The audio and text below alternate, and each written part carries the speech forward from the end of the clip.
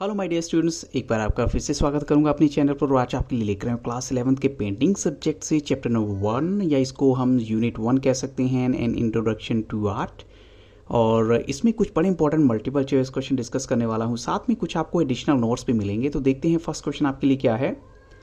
Which one of the following limbs of art does this description represent? अब जैसे ये description आपके सामने गिवन है, तो अगर हम कहें कि कुछ लिम्स हैं आर्ट के, तो ये डिस्क्रिप्शन किस लिम्ब की बात कर रही है। तो ऑप्शन आपके सामने हैं। जैसे फर्स्ट ऑफ ऑल तो पहले डिस्क्रिप्शन देख लेते हैं। Correct measurement, perception and structure.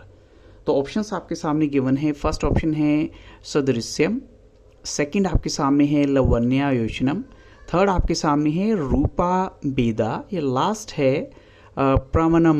तो यहाँ पर आपको क्या लगता है राइट आंसर होना चाहिए? ये जो डिस्क्रिप्शन गिवन है, ये कौन सा आर्ट का एक लिम्ब है, एक पार्ट माना जा सकता है? तो ऑप्शंस गिवन है और राइट आंसर क्या होगा? तो यस हम कहेंगे यहाँ पर जो राइट आंसर है वो है ऑप्शन डी, प्रमनम इसको बोलेंगे, या प्रामनम आप कह सकते हैं।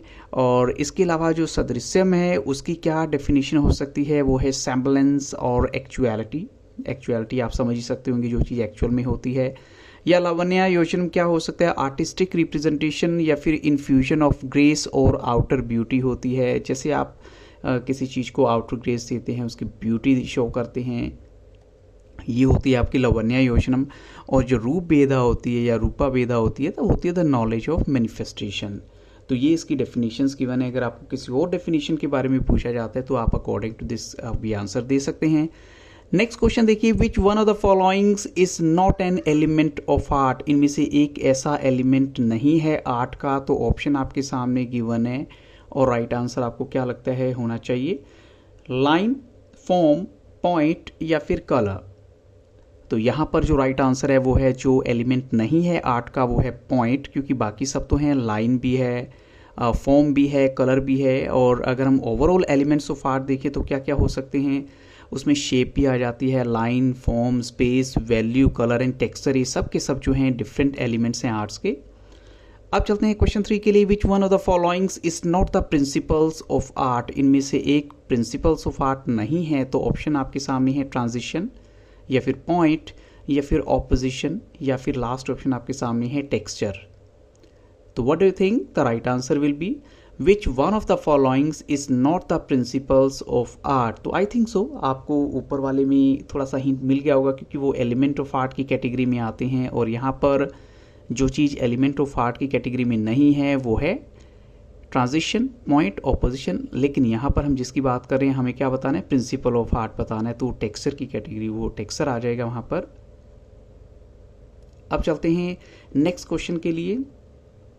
अब प्रिंसिपल्स ऑफ आर्ट देख लीजिए पहले कौन से हैं। ट्रांजिशन भी है, पॉइंट भी है, ऑपोजिशन भी है, डोमिनेंस, रिदम, वैनिशिंग पॉइंट और बैलेंस, ये सब के सब प्रिंसिपल्स ऑफ आर्ट की कैटेगरी में आते हैं।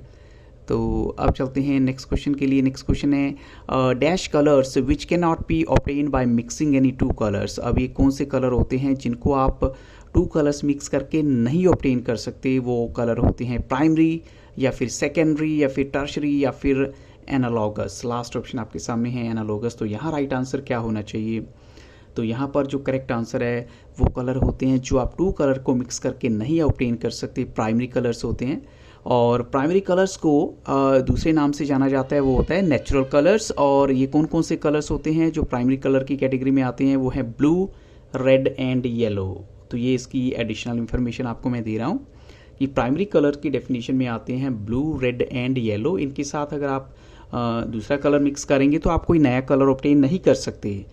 लेकिन नेक्स्ट क्वेश्चन देखिए, dash colours obtain by mixing two primary colours. अब ये ऐसे कलर होते हैं, इनको टू प्राइमरी कलर को मिक्स करके आप ऑब्टेन कर सकते हैं।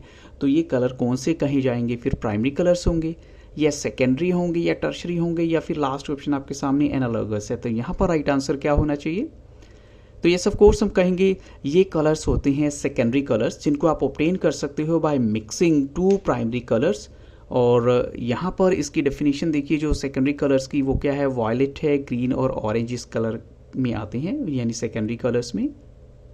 नेक्स्ट देखिए, when we mix one primary colour and one secondary colour, तो हमें कौन से कलर मिलते हैं? फिर एक प्राइमरी कलर आपने मिक्स किया और एक आपने मिक्स किया सेकेंडरी कलर, तो आपको कौन से कलर मिलेंगे? फिर प्राइमरी कलर्स, सेकेंडरी, टर्शरी या फिर एनालॉगस, लास्ट ऑप्शन फिर से वही है। तो राइट आंसर यहाँ क्या होगा?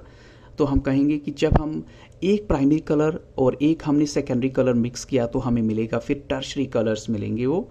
नेक्स्ट क्वेश्चन देखिए, which one of the following pairs is that of hot colours? इनमें से जो हॉट कलर्स की कैटेगरी का एक पेयर है वो कौन सा है जो हॉट कलर्स की कैटेगरी में आता है? Red and yellow, green and blue, yellow and green, और लास्ट ऑप्शन आपके सामने है ग्रीन एंड रेड। तो यहाँ राइट आंसर क्या होना चाहिए? तो हॉट कलर्स की कैटेगरी में आते हैं yes red and yellow colour, option A यहाँ पर राइट आंसर है। अब आप हॉट कलर्स की डेफिनेशन देखिए, यानी the colours which give heat और हैव मैक्सिमम वेवलेंथ, इनको कहा जाता है हॉट कलर्स। अब चलते हैं नेक्स्ट क्वेश्चन के लिए, which one of the following pairs is that of. तो ऐसे ही नेक्स्ट क्वेश्चन में आपको ये बताना है कूल कलर्स की कैटेगरी में कौन से कलर आते हैं। तो ऑप्शंस हैं या वो पेयर बताइए, red and yellow, blue and green, और येलो एंड ग्रीन, या फिर ग्रीन एंड रेड। तो यहाँ पर कूल कलर्स की कैटेगरी में आते हैं ब्लू एंड ग्रीन कलर्स, और ये इनकी जो डेफिनेशन है वो क्या है कि ये कलर जो है कूलनेस का सिंबल होते हैं और मैक्सिमम इनकी वेवलेंथ होती है, एंड दैट्स वाई इनको जो है इनकी मिनिमम वेवलेंथ होती है और इनको कहा जाता है कोल्ड कलर्स या कूल कलर्स जो हैं। तो अब चलते हैं नेक्स्ट क्वेश्चन के लिए, which one of the following colours represents knowledge, bravery, flame, या फिर स्टिमुलेशन एंड स्पिरिचुअलिटी? इनमें से ऐसे कौन सा कलर है जो रिप्रेजेंट करेगा नॉलेज को, ब्रेवरी को, बहादुरी को, फ्लेम को, या स्टिमुलेशन को, या फिर स्पिरिचुअलिटी को? तो ये कलर्स के ऑप्शन हैं रेड, ऑरेंज, वायलेट, या लास्ट ऑप्शन ब्लैक है। तो यहाँ राइट आंसर क्या है? तो राइट आंसर यहाँ पर ऑरेंज कलर है, ये रिप्रेजेंट करता है सभी एलिमेंट्स को या एस्पेक्ट्स को। अब चलते हैं नेक्स्ट क्वेश्चन के लिए, दिस कलर शोज डिप्रेशन। अब ये कलर जो है वो डिप्रेशन की निशानी है या सैडनेस की निशानी होती है, या ये कहीं डार्कनेस, फियर, ईगो या इविल्स, इन सब की निशानी होती है। तो ये कौन सा कलर हो सकता है? ऑप्शन आपके सामने है रेड, ऑरेंज, वायलेट, या फिर लास्ट ऑप्शन आपके सामने है ब्लैक कलर। तो देखिए ऐसा है कि जो हम कई बार ऑटोमेटिकली जो ब्लैक कलर को ऐसा मानते हैं कि ये शायद हमारे लिए ऑस्पिशियस नहीं होता, प्योर या पवित्र नहीं होता, तो इसलिए इसको सैडनेस की निशानी या फिर डिप्रेशन की निशानी माना जाता है। तो यहाँ पर जो राइट आंसर है वो क्या हुआ है? वो राइट आंसर है ऑप्शन डी, ब्लैक कलर। तो ये कुछ इंपॉर्टेंट क्वेश्चन थे इस चैप्टर के। I hope so this questions will definitely help you. और अगर वीडियो अच्छा लगा हो तो लाइक, शेयर, सब्सक्राइब करना मत भूलिएगा। लेकिन ये भी कहना चाहूँगा कि इससे पहले मैं और भी डिफरेंट सब्जेक्ट्स की वीडियोस दे चुका हूँ, चाहे वो इंग्लिश है या ह्यूमैनिटीज़ के सब्जेक्ट्स हैं, पॉलिटिकल साइंस, हिस्ट्री, ज्योग्राफी, और इवन ये आपके सामने तो है ही है साइकोलॉजी भी। तो अगर आप वो भी चाहते हैं आप मुझे कमेंट सेक्शन में जाकर बताइए, या फिर इस वीडियो के डिस्क्रिप्शन बॉक्स में आप कुछ तो लिंक्स आपको मिल ही जाएंगे। So thank you very much and have very nice day.